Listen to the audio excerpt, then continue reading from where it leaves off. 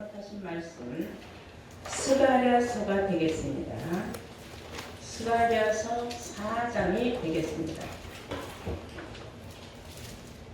다 찾으신 줄 믿고 스가랴서 4장 9절부터 제가 공독을 하겠습니다. 스룹바벨의 손이 이 전의 지대를 놓았은즉 그 손이 또한 그곳을 마치리라 하셨나니 만군의 여호와께서 나를 너희에게 보내신 줄을 네가 알리라 하셨느니라. 작은 일의 날이라고 멸시하는 자가 누구냐? 이 일곱은 온 세상에 두루 행하는 여호와의 눈이라.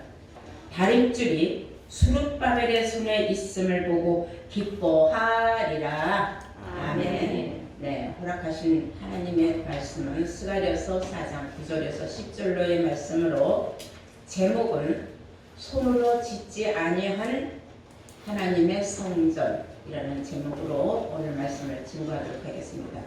손으로 짓지 아니한 하나님의 성전이라는 제목으로 오늘 말씀을 증거하도록 하겠습니다. 오늘 이 본문 말씀에는 많은 내용이 포함되어 있지만은 오늘은 성전에 관한 말씀을 여러분들에게 증거하고자 합니다. 스룹바벨이라는 인명이 나오는데 스룹바벨은 선지자죠. 그러면 여러분들이 그동안 많이 듣고 깨우친 바에 의하면 선지자를 빙자한 비유의 말씀이라는 것은 여러분들 아셔야 됩니다. 스룹바벨은 벌써 오랜 옛날에 있었던 선지자인데 오늘날 스룹바벨은 없습니다. 그러나 스룹바벨과 같은 선지자가 있음을 성경은 우리에게 예언으로 말하고 있다는 겁니다. 오늘의 본문 내용은 예언의 말씀이라는 것을 아시기 바랍니다. 요한복음 5장 39절에는 너희가 이 성경에서 영생을 얻는 줄 생각하고 이 성경을 상고하거니와 이 성경은 곧 나에 대하여 증거한 것이라 그랬어요. 영생을 얻고자 예수를 믿는데, 즉 구원을 얻고자 예수를 믿는다면 성경을 알아야 된다는 거예요. 왜냐하면 우리가 입으로만 주여 주여 예수님 아무리 찬양해도 소용없어요. 왜냐? 성경이 예수에 대하여 증거했기 때문에 예수를 알고 믿으라는 겁니다. 예수를 알고 믿는다는 것은 우리가 입으로 주여 주여 한다고 천국 가지 못한다고 마태복음 7장 21절 이하에 기록되어 있습니다. 성경에 예수에 관하여 증거하였기 때문에 성경을 아는 것이 곧 예수님을 아는 것이요 예수님을 아는 것이 곧 하나님을 아는 것이기 때문인 줄로 믿습니다. 네, 우리가 잘 알다시피 우리 주 예수님은 요한복음 1장 14절에 보시면은 말씀이 육신화가 되셨다 그랬어요. 예수님은 말씀이 육신화가 되셨다. 우리도 예수와 함께한 후사라면은 말씀이 육신화가 되어야 가야 되는 겁니다. 근데 말씀이 육신화가 되어야 된다 한다는 것은 결국은 말씀으로 전신갑주를 입는다는 뜻인 줄로 믿습니다. 예수님이 말씀하시기를 요한복음 6장 51절에 나는 하늘로서 내려온 산떡이니 이 떡을 먹는 자는 영생을 하리라 그랬어요. 예수님은 하늘에서 내려온 산떡이라. 그런데 예수를 믿지만 산떡이 무엇인지도 모르고 죽은 떡이 무엇인지도 모르는 사람들이 많다는 거예요. 떡은 하나님의 말씀이죠. 그래서 하나님의 말씀은 살아서 운동을 한다 그래서 움직인다. 어떻게 움직이느냐? 히브리서 4장 12절 이하의 말씀과 같이 우리 마음을 움직이고 우리의 생각을 움직이고 우리의 하나님 말씀은 내 골수와 관절까지 깨는 능력이 있는 말씀이기 때문인 줄로 믿습니다. 하나님의 말씀이 감동이 있어야 돼요.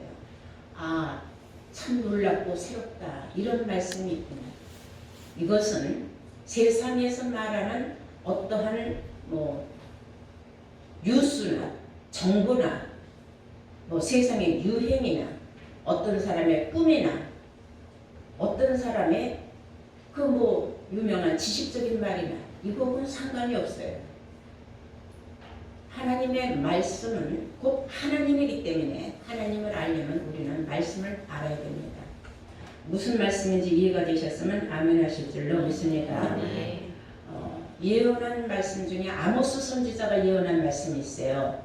아모스 8장 11절을 보실까요? 보시면 이런 말씀이 있습니다. 날이 이르리니 그랬어요. 어떤 날이 이르느냐?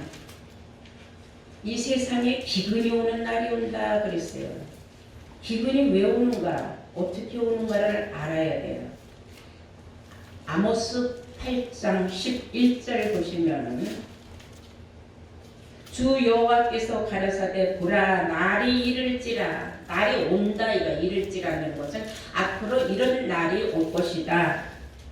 내가 기근을 땅에 보내리니 기근을 땅에 보내리니 양식이 없어 주림이 아니요 물이 없어 가람이 아니요 여호와의 말씀을 듣지 못한 기갈이라 그랬어요.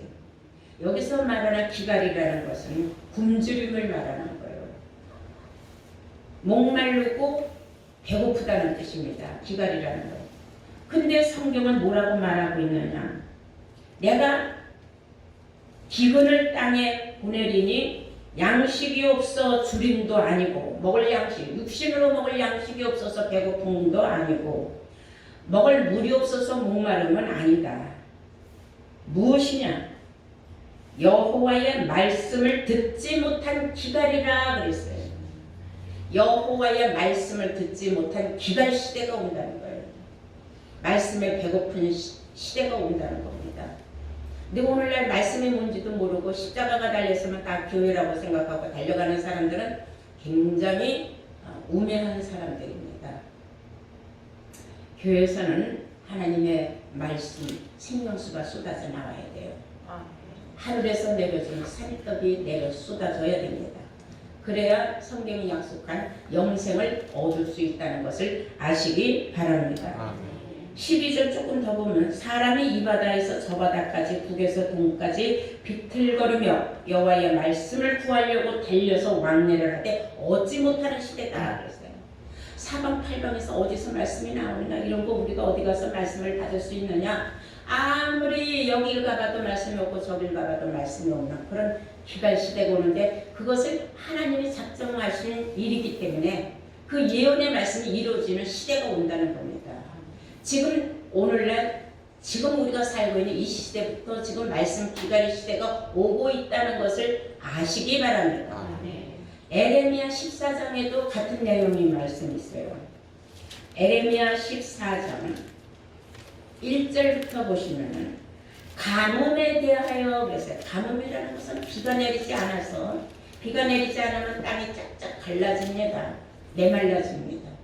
여기서 말하는 비는 하늘에서 내리는 비는 하나님의 말씀을 비유한 것이기 때문에 어디다가 비를 내려주느냐면 땅에다 내리지 않습니까? 하늘에서부터 비가 땅으로 쏟아지는데 비가 내리지 않으면 땅이 쫙쫙 갈라진단 말입니다. 그러므로 땅은 뭘 비유하고 있느냐면 우리의 마음밭을 비유하고 있는 거예요. 그래서 우리 마음밭이 갈라지게 되어 있다는 겁니다. 메마르고 쌍막해지는 시대가 온다는 거예요. 말씀이 없기 때문에. 조금 더 읽어볼까요? 에레미야 14장 1절부터 보시면은 가뭄에 대하여 에레미야에게 임한 여호와의 말씀이라. 유다가 슬퍼하여 성문의 무리가 곤비하여 땅에 앉아서 애통을 하니 예루살렘의 부르짖음이 위에 오르도다. 여기서 말하는 예루살렘은 우리가 생각하는 중동의 수도 서울 예루살렘이 아닙니다. 비유적인 말이에요. 교회들을 비유하고 있는 겁니다. 예루살렘의 부르짖음이 위에 오르다. 교회들마다 성도들이 아우성을 치는 거예요. 맨날 다녀도 그 말이 그 말이고 뭐 식통한 성경 말씀이 왜 이렇게 안 나오냐 이런 생각을 할 때는 성도들이 깨어있는 거예요. 물이 바다를 덮은 것 같이 여호와를 아는 지식이 온 세상을 덮는 시대가 온다고 이사야 선지자가 기록한 말씀이 이루어지는 시대이죠. 3절에 보시면 귀인들은 자기 사환들을 보내어 물을 기르라 물을 기르와라. 여기서 말하는 우리가 마시는 물이 아닙니다. 말씀을 어디 가서 좀 받아가지고 와라 그 말이에요. 귀인들이 교회에서 그래도 대접받는 사람들인데 오래 다녔기 때문에 직분도 높은 직분을 받았고 또 충성봉사도 많이 했기 때문에 그 사람들이 교회에서 아주 훌륭한 대접도 많이 받은 그런 귀인들이에요. 이런 사람들조차도 이제는 말씀에 메마르니까 어디 가서 집에 좀 말씀 좀 받아와라. 목자들을 볶는 거예요. 어디 가서 좀 말씀 좀 받아와라. 그래서 우리에게 좀 퍼먹여라. 이런 뜻이 되는 겁니다. 말씀을 잘 심각하게 사귀면서 들어보시기 바랍니다. 2절입니다. 유다가 슬퍼하며 성문의 무리가 곤비하여 땅에 앉아 애통하니 예루살렘의 부르짖음이 위에 오르도다. 하늘까지 들린다는 겁니다. 애통하는 마음. 왜 애통해요? 비가 없어서 마음이 짝짝 갈라지니까 어디 가서 좀 비 좀 내리게 해달라. 우리에게도 좀 비 좀 달라. 그 말에 비는 말씀이에요. 귀인들은 자기 사환들을 보내요. 물을 길어오라 하나. 물 좀 어디 가서 좀 받아오라 하지만은 그 말이에요. 그들이 우물에 갔어도 여기서 말하는 우물은 물이 있는 곳이 우물이죠. 교회를 상징하고 있는 겁니다. 이 교회 저 교회 다녀봐도 어디서 뭐 집회한다, 뭐 부흥회한다, 뭐 한다, 어디는 좀 말씀이 나온다더라 해서 끼우끼우대고 가보는 거예요. 물통을 들고 간다는 건 자기가 그릇이에요. 물 담을 그릇은 사람이에요. 말씀을 받을 사람. 그런데 물을 얻지 못하고 가봐도 거기나 여기나 저기나 물이 없다는 겁니다. 그리고 빈 그릇으로 돌아오니 텅 빈 그릇으로 돌아오니 부끄럽고 근심하여 너무 창피한 거예요. 부끄럽고 근심하여 그 머리를 가리우며 땅에 비가 없어 지면이 갈라지니 갓가는 자가 부끄러워서 그 머리를 가리우는도다 그랬어요. 목회자들도 창피한 거예요. 너무 부끄러운 거예요. 성도들에게 이제 내놓을 말이 없어요. 왜냐하면 성도들이 너무 지식이 높아서 내놓을 말씀이 없는 거예요. 어떤 사람이 그런 말을 하더라고요. 자기가 목회를 해서 한 500명쯤 성도들을 가득 채워놓고 성전도 멋있게 지어놨는데 점점 성도들이 너무 똑똑한 사람들이 많이 들어오는 거예요. 거의 다 뭐 대학을 졸업을 하고 이래갖고 자기가 가지고 있는 지식이 딸리더라는 거예요. 그럼 이 사람은 지식으로 목회를 하려고 맘먹었으니까 이 사람은 잘못된 건 사실입니다. 그래서 자기가 스스로 목회를 그만뒀대요. 아니 이렇게 교회를 부흥시켜놓고 왜 그만두느냐고 막 말리들을 하는데 자기 양심상 더 이상 그 사람들을 채워줄 수 있는 뭔가가 없더라는 거예요. 무엇가가 말씀인데 이 사람은 거기까지를 생각을 못한 거죠.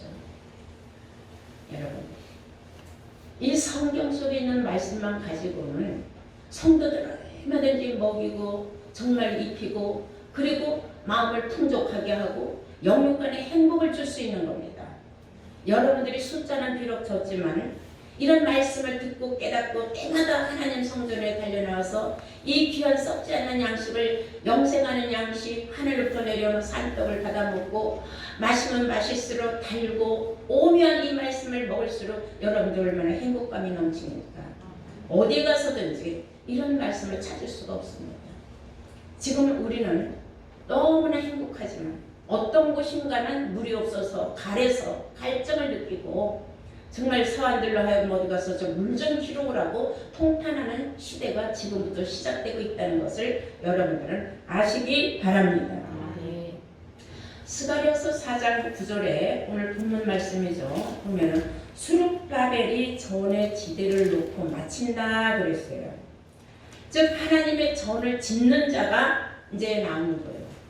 우리가 생각할 적에 하나님의 전을 짓는다 하니까는 어떤 사람들은 이렇게 건축물을 상징하고 있는데 요새는요 이 건축물 필요도 없이 뭐 대학교 강당을 빌려서 예배를 또 많이 보고 있어요.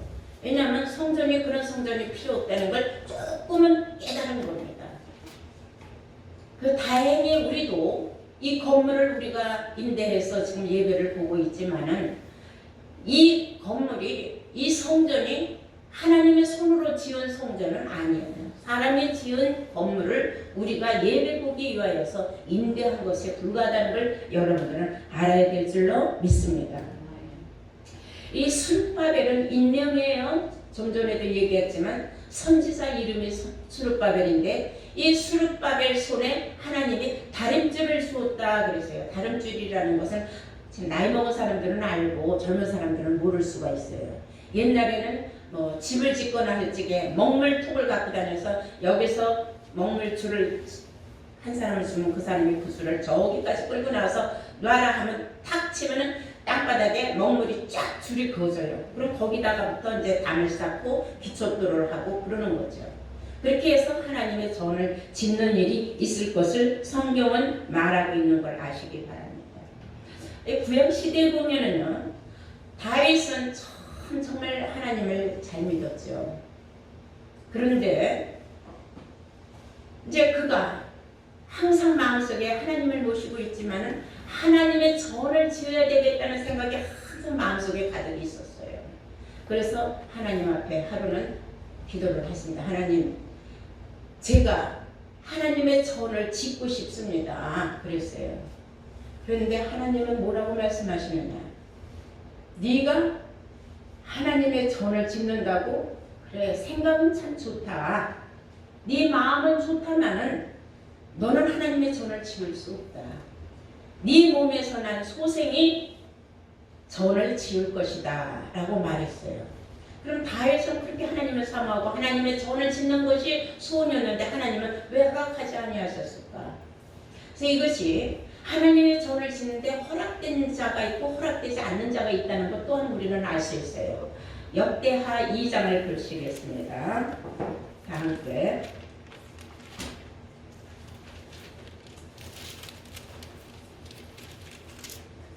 역대하입니다. 2장 5절부터 보시겠어요.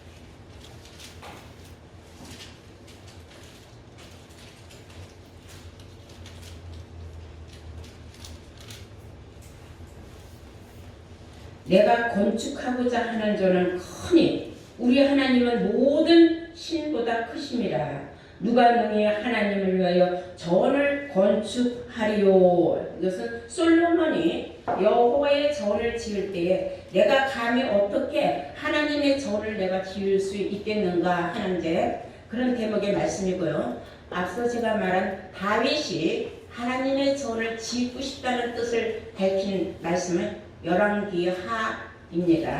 왕하 8장입니다. 왕하 8장 18절입니다.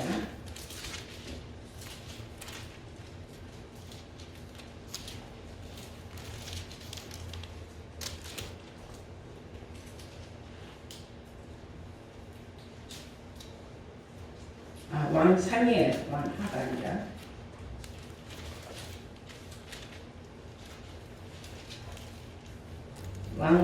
열왕기상 8장 18절입니다. 여호와께서 내 부친 다윗에게 이르시되 네가 내 이름을 위하여 전을 건축할 마음이 있으니 이 마음이 네게 있는 것이 좋도다. 솔로몬이가 백성들에게 하는 말이에요. 우리 아버지가 다윗이 하나님 앞에 전을 지을 뜻을 밝혔더니 하나님께서 뭐라고 말씀하시느냐 하면은 네가 내 이름을 위하여 전을 건축할 마음이 있으니 이 마음이 네게 있는 것은 좋도다. 그러나 19절 너는 그 전을 건축하지 못할 것이요 네 몸에서 낳을 네 아들 그가 내 이름을 위하여 전을 건축할 것이다 그랬어요. 네 몸에서 날 아들 즉 솔로몬이 나를 위하여 내 이름을 위하여 전을 건축할 것이다. 여기에도 또 많은 말씀이 있습니다. 왜 하나님은 다윗에게서 전을 받지 않고 아들에게서 받으셨는가 이런 말씀도 언젠가는 제가 전하겠지만 지금 다시 역대하 2장 그 말씀을 생각하면서 다시 보시겠어요. 2장 5절에서 6절입니다. 내가 건축하고자 하는 전은 크니 솔로몬이 하는 말이 내가 하나님의 아버지가 짓고자 했지만 마음만 하나님이 받았을 뿐 하나님은 허락지 않았지만은 나에게 하나님이 허락을 하셨다. 그래서 내가 하나님의 전을 지어야 되겠다. 이런 이제 결심을 한 겁니다. 그것은 이제 2장 1절에 나와요. 솔로몬의 결심이. 솔로몬이 여호와의 이름을 위하여 전을 건축하고 자기 권영을 위하여 궁궐 건축하기를 결심을 하니라 그랬어요. 하나님의 전을 건축하고 자기의 궁궐도 줘야 되겠다는 그런 결심을 했다 그랬어요. 그리고 5절에 보니까 내가 건축하고자 하는 것은 크니, 내가 하나님의 전을 건축하고자 하는 건 아주 좀 멋있게 크게 좀 돼야 될 것이다 그랬어요. 우리 하나님은 모든 신보다 크십니다. 우리 하나님은 세상에 어떤 신보다도 크신 분인데 내가 조그맣게 질 수는 없지 않느냐. 그래서 내가 하나님의 전을 크게 줘야 되겠다 그랬어요. 그리고 하는 말이 6절에 보면 오묘한 말을 합니다. 누가 능히 하나님을 위하여 전을 건축하리요. 하늘과 하늘들의 하늘이라도 주를 용납지 못하겠거든. 내가 누구간데 능히 위하여 전을 건축하리요. 그 앞에 분양을 할 따름이라 그랬어요. 자기는 전을 건축할 수 있는 자격은 없다. 능력도 없다. 그러나 내가 하나님의 전을 건축하는 것은 내 아버지가 못 이룬 것을 내가 해야 되기 때문에 하지만은 아무리 하나님의 전을 크게 내가 짓는다 한들 하늘의 그 하나님이 거기에 거하시겠느냐. 다만 내가 그 전에서 하나님 앞에 분양하기 위해서다. 기도하기 위하여서다. 그래서 쭉 계속 보면은 솔로몬이 나는 하나님 전에서 기도하면 하나님께서 하늘에서 듣지 않으시겠느냐. 그런 마음으로 짓는 것이다. 하나님이 전이 아무리 큰들 하나님이 거기 계시겠느냐. 하늘에 계시는 하나님이 하늘에 하늘이라도 용납지 못하겠거늘 감히 내가 짓는다고 하나님이 거기 거하시겠느냐. 그런 말을 했습니다. 만약에 이렇게 하나님이 거하시는 성전을 짓는다면 하나님이 얼마나 기뻐하시겠습니까? 여기에 대해서 우리가 한번 성경이 이런 말이 또 왜 기록됐을까 한번 생각을 해보고 한번 보시겠어요? 다 아는 말씀이지만 이사야서 55장 12절입니다. 이사야서 55장 12절 11절부터 보시면은 내 입에서 나가는 말도 헛되이 내게로 돌아오지 아니하고 나의 뜻을 이루며 나의 명언을 보낸 일에 형통하리라. 잘 음미해보세요. 내 입에서 하나님 입에서 나가는 말도 헛되이 내게로 돌아오지 아니하고 나의 뜻을 이루며 나의 명화에 보낸 일에는 형통하게 이루어질 것이다. 하나님 입에서 나간 모든 말씀은 성경에 기록되고 기록된 모든 말씀은 기록된 대로 이루어진다는 뜻입니다.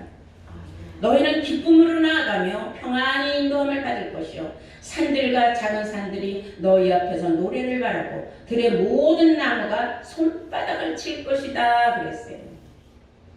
들의 모든 나무들도 손바닥을 치며 기뻐할 수 있는 하나님의 성전을 지을 때가 올 것인데 그것은 하나님께서 하나님의 뜻을 이룰 때라는 겁니다. 근데 오늘날 많이 하나님의 성전을 짓고 있고 보다 더 멋있게 보다 더 크게 근사하게 짓는 게 목자들의 로망이에요. 근데 사실 그거는 자기 꿈을 이루기 위해서 짓는 거지 거기 하나님이 계시는 건 아닙니다. 오늘날 많은 교회들이 있습니다. 정말 궁궐같이 지어놓은 교회들도 너무나 많이 있습니다. 성경은 그런 때를 비유하여서 또 기록한 말씀이 있어요. 다 함께 이사야서 13장을 보시겠습니다. 이사야서 13장 21절 보시겠어요.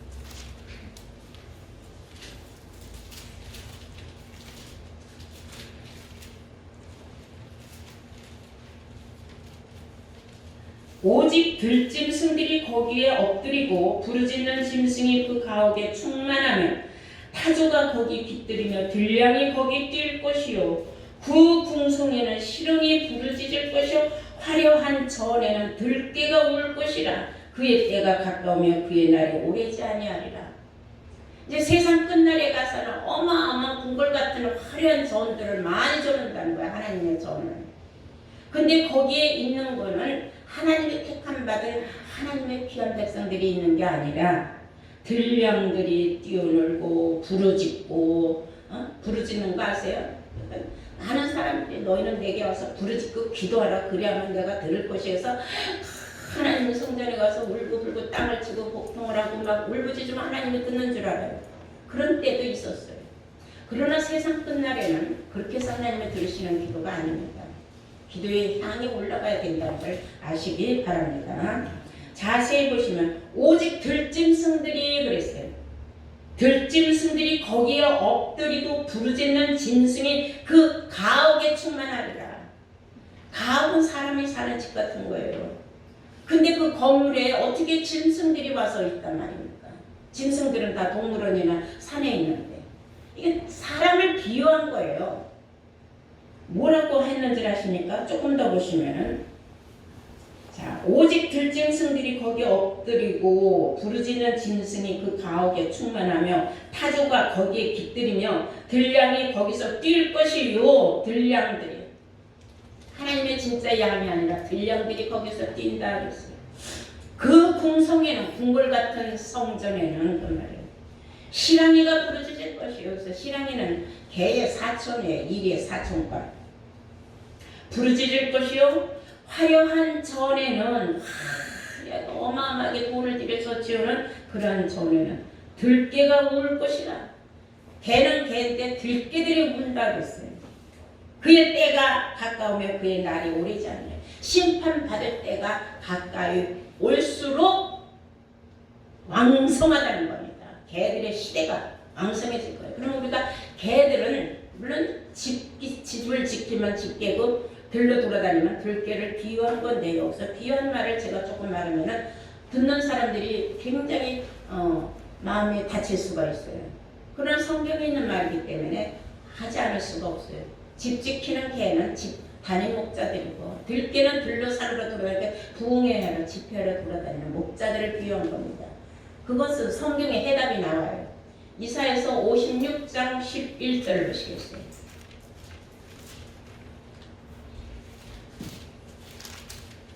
56장입니다. 11절 보시면 이 개들은 그랬어요. 성경은 비유적입니다. 성경이 말하는 개에 관해서는 그 말이에요. 이사야서 56장 11절 이 개들은 탐욕이 심하여 족한 줄을 알지 못하는 자요.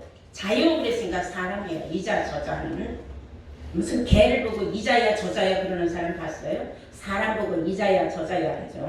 네. 다시 보면은 이사야서 56장 11절 이 개들은 탐욕이 심하여 족한 줄을 알지 못하는 자요. 그들은 몰각한 목자들이라 그랬어요. 몰각한 목자들을 개들로 비유했다면 여러분들이 이제 이사야 13장 22절 말씀하고 딱 맥락이 맞아 떨어진다는 것을 여러분들은 알게 된 줄로 믿습니다. 자, 그러면 하나님은 손으로 짓지 아니한 성전에 계신다는 것을 알아야 돼요. 손으로 지은 성전에 다시 말하면 하나님은 계시지 않는다는 거죠. 바꿔 말하자면 사도행전 7장을 보실까요? 사도행전 7장 46절을 보시겠어요. 46절을 보시면은 다윗이 하나님 앞에서 은혜를 받아 야곱의 집을 위하여 하나님의 처소를 준비케 하여 달라 하였더니 솔로몬이 그를 위하여 집을 지었느니라. 솔로몬이 하나님을 위하여서 집을 지었다 이게 성전을. 그러나 여기서 중요한 말씀이에요. 48절 그러나 아무리 솔로몬이가 크고 멋있는 하나님의 성전을 지었다 한들 그러나 지극히 높으신 이는 하나님인 줄로 믿습니다. 지극히 높으신 이는 손으로 지은 곳에 계시지 아니하시나니. 사람이 손으로 지은 성전에 하나님이 계시지 않는다고 했어요. 이것은 선지자의 말한 바 주께서 가라사대 하늘은 나의 보좌요 땅은 나의 발등상이니 너희가 나를 위하여 무슨 집을 짓겠으며 나의 안식할 처소가 어디냐. 이 모든 것은 다 내 손으로 지은 것이 아니냐 한 것 같으냐. 하나님 손으로 세상을 다 창조했는데 하나님이 어디가 부족해서 내가 니네들이 아무리 멋있게 화려한 전을 졌든 궁성을 졌든 내가 거기 머물 것 같으냐. 결국은 그곳은 심판받을 자들이 몰각한 목자들이 가서 가 있을 것이다. 그러니까 몰각하다는 건 지식이 땅에 떨어졌다는 거예요. 세상 지식이 아무리 많아도 하나님을 아는 지식이 없으면 소용이 없는 거. 그건 몰각한 목자라래. 호세아서 4장 6절에 내 백성이 나를 아는 지식이 없어서 망하는 거다. 저들은 제사장이 되지 못한다 그랬어요.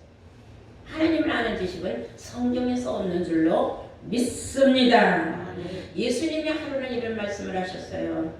너희가 이 성전을 헐어라.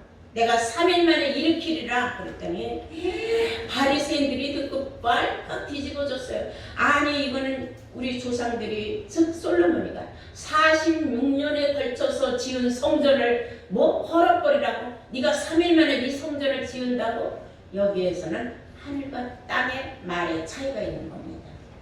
예수님은 영어로 말씀하시고 바리새인들은 육으로 들었다는 겁니다. 요한복음 2장 21절을 보시겠어요.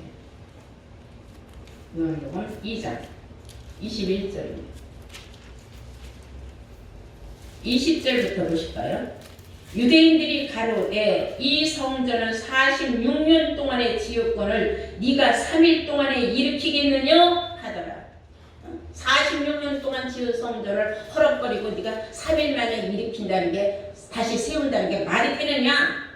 그러나 21절 보시면 그러나 예수는 성전이 된 자기 육체를 가리켜 말씀하신 것이라. 예수님의 말하신 바는 자기 육체가 죽었다가 3일 만에 부활할 것을 말했지만은 듣는 바리새인들은 육신 그대로 알아들었다는 겁니다. 오늘도 마찬가지입니다. 성경이 비와 비사적으로 기록된 말씀을 모르는 사람들은 고지고대로 문맥적으로만 알고 역사적으로만 들어서 계속 역사적으로 떠들고 역사적으로 뭐 히브리어가 어떻고 뭐가 어떻고 이런 말만 되더라고요. 하나님의 말씀은 이사야서 34장 16절 말씀같이 짝으로 기록이 되어 있다 그랬어요. 문제에 대한 해답이 있다는 겁니다. 비유 비사에 대해서 때가 이르면 내가 다 알려주겠다 하고 예수님은 요한복음 16장 25절에 말씀하신 줄로 믿습니다. 하루는 바리새인들이 하나님의 나라가 그러면 언제 오냐 하고 예수님을 분양거리고 물어봤어요. 예수님이 말씀하셨습니다. 하나님의 나라는 여기 있다 저기 있다 말할 것이 아니라 너희 마음속에 있느니라 그랬어요. 너희 안에 있다 그랬어요. 누가복음 17장 20절에서 21절 말씀입니다. 그러면 하나님의 성전은 너희 마음속에 있다 하시는 그 예수님의 그 말씀을 생각할 때에 그럼 우리 마음속에 있다는 거 아닙니까? 그 말씀을 고린도전서 3장 16절에 해답이 나옵니다. 다 함께 고린도전서 3장 16절을 보시겠어요?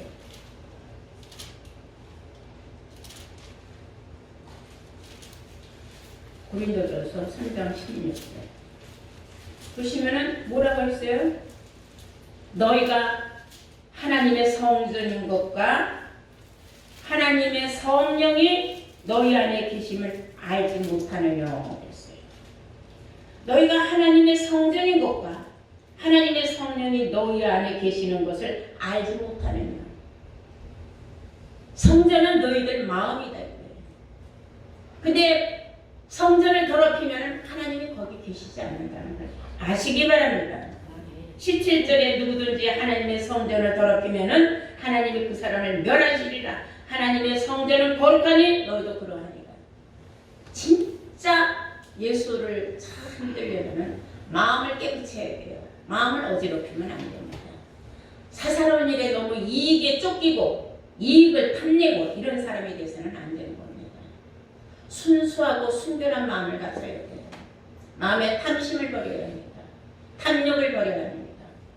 있는 것에 족한 줄 알고 생각을 할 때 행복이 있는 줄로 믿습니다.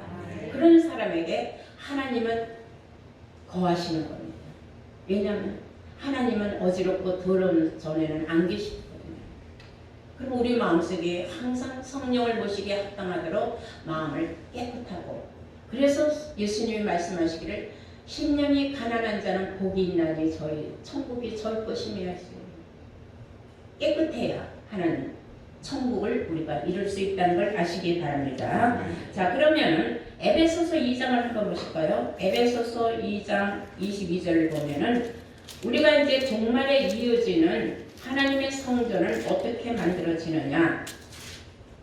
자, 우리가 다 하나님의 성전을 가졌어요, 마음에. 그럼 다 각자가 개체이지만 이 개체가 다 하나로 연결이 되는 때가 옵니다. 에베소서 2장 22절 보시겠어요?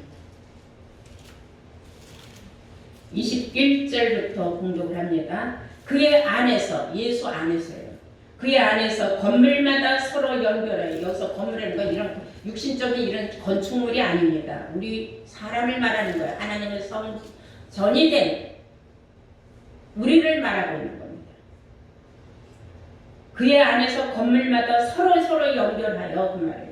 주 안에서 성전이 되어가고 주 안에서 성전이 되어가고 너희도 성령 안에서 하나님의 거하실 처소가 되기 위하여 예수 안에서 함께 지어져 가느니라. 이게 정답이에요. 손으로 짓지 아니한 성전이 건물마다 서로 연결해서 단결하고 합심하고 우리 모두가 다 합력하여 선을 이루어야 되는 것을 하나님이 원하신다는 것을 아시기 바랍니다. 자, 우리가 마지막으로 스가랴서 4장 7절을 보시면 이런 말씀이 있습니다. 스가랴서 4장 7절. 큰 산아, 네가 무엇이냐? 네가 수르바벨 앞에서 평지가 되리라. 그가 머릿돌을 내어 놓을 때에 무리가 외치기를 은총이 그에게 있을지어다 하리라 그랬어요. 수르바벨이 뭘 가지고 있다 그랬어요? 머릿돌을 가지고 있다 그랬어요. 머릿돌은 사도행전 4장 11절에 우리 주 예수님은 건축자들이 버린 진 모퉁이에 머릿돌이 되셨다 그랬어요. 그러면 머릿돌은 예수님을 말하는 거예요. 그럼 구약시대에 수르바벨이 예수님을 이 세상에 나오지도 않았는데 어떻게 예수님을 붙잡고 있겠습니까? 이것이 그래서 예언의 말씀이라는 거예요. 수르바벨과 같은 선지자가 세상 끝날에 나와서 예수를 내어놓는다는 거예요. 말씀이 육신화 되신 예수를 내어놓으면 사람들이 그때 가서 그 말씀을 듣고 깨닫고 은총이 그에게 있을지어다 한다고 했어요. 이것은 세상 사람이 알고자 해도 알 수 없고 듣고자 해도 들을 수 없고 보고자 해도 볼 수 없고 깨닫고자 해도 마음대로 깨달을 수 없는 게 여호와의 신으로만 말미암기 때문이다 하고 성경을 말하고 있습니다. 6절 보실까요? 스가랴서 4장 6절 보시면은 그가 내게 일러 가르되 여호와께서 수르바벨에게 하신 말씀이 이러하니라. 만군의 여호와께서 말씀하시되 이는 힘으로 되지 아니하고 능력으로도 되지 아니하고 오직 나의 신으로 되느니라. 아멘. 이 모든 일들은 하나님의 신으로 말만 이루어지는 것이지 사람이 용쓴다고 힘쓴다고 능력 주세요 해갖고 능력 받아서 되는 건 아니다. 여러분, 이런 말씀을 듣고 깨달았을 때 우리 모두는 정말로 이제 하나님의 섭리와 뜻을 깨달았으니까 들의 나무들이 박수를 치며 하나님을 찬양하듯이 우리는 항상 하나님 말씀을 듣고 깨달을 적마다 지금은 마음 놓고 손끝도 못 치고 우리가 찬송도 마음 놓고 입 열어서 하는 코로나19 시대지만은 마음속으로라도 우리는 박수를 치면서 감사하며 세상 모든 만사가 힘과 능력으로 되는 건 아니고 오직 여호와의 신으로 말미암는다는 것을 깨닫고 우리 모두가 다 하나님의 성전으로 깨끗한 전이 되어서 성령을 모신 마음들이 연결하여서 우리가 한 이 성전을 지어가는데 우리가 하나가 될 때에 그때에 가서 우리는 모두가 다 새하늘 새 땅의 주인공들이 될 줄로 믿습니다. 여러분들 모두가 주인공들이 되는데 참여하시는 복된 자들 되시기를 주의 이름으로 축원합니다.